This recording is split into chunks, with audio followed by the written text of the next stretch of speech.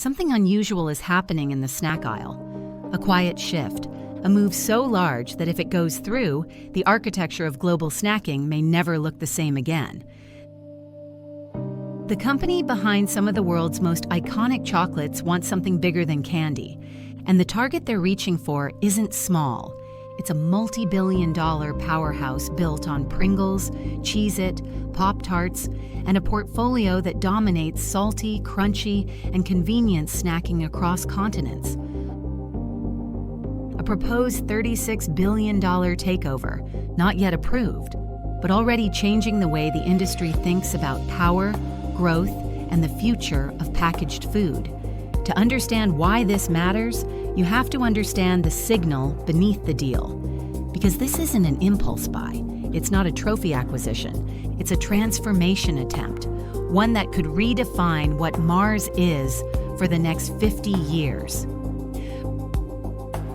For most of modern food history, Mars has lived in a very specific box: chocolate, candy, pet care. A privately held empire with deep roots, tight control, and a reputation for mastering a handful of massive categories. But the world began changing faster than those categories could grow, and that forced a strategic question inside the company: what happens when your core category ages, but your ambitions don't? Across the aisle, Kellanova was undergoing its own evolution. Spun off from Kellogg's, it emerged as a pure-play snacking company built for scale.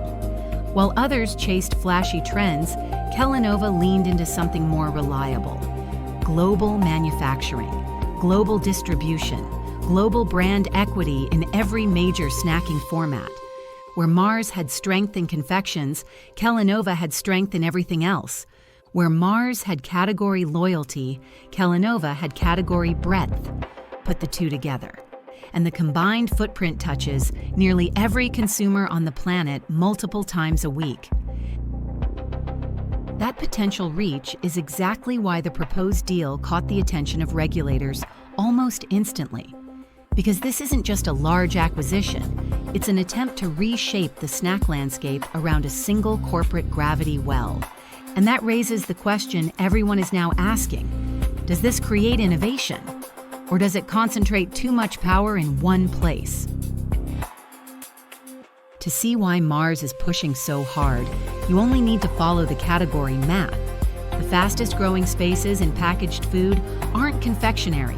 They're savory snacks, protein-forward snacks, convenient snacks that fit into hybrid lifestyles and unpredictable schedules. Margins are strong, volumes are steady, and consumer loyalty is surprisingly deep. For Mars, that trend line was both an opportunity and a warning. The company could expand naturally and slowly, or it could make a move so large that it leapfrogs a decade of organic growth overnight. They chose the second path. But deals of this size aren't only about growth, they're about insulation. The snack business is resilient because it spans price points, regions, and buying habits. Salty snacks behave differently than sweets. Bars behave differently than crackers. To own many categories at once is to build a shield around your portfolio, one that softens economic cycles and absorbs shifts in taste. That's the quiet logic behind the takeover. Mars isn't buying Kellanova for what it is today. They're buying it for how it immunizes the future of the parent company. Yet Kellanova gets something equally important. Mars brings scale in R&D, supply chain stability, and a sophisticated global network that can push brands deeper into emerging markets.